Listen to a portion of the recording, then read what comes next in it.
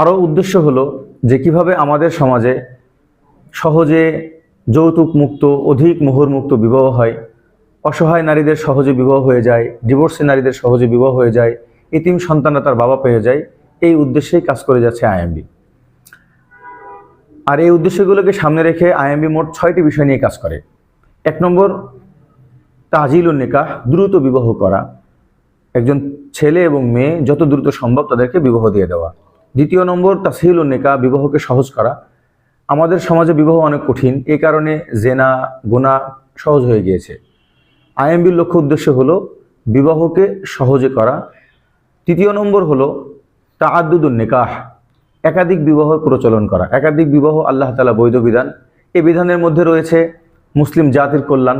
মুসলিম পুরুষরা এই বিধানের মাধ্যমে গুনাহ থেকে মাহফুজ থাকবে, মুসলিম নারীরা এই বিধানের মাধ্যমে হেফাজত হবে, সকলেই স্বামী পাবে।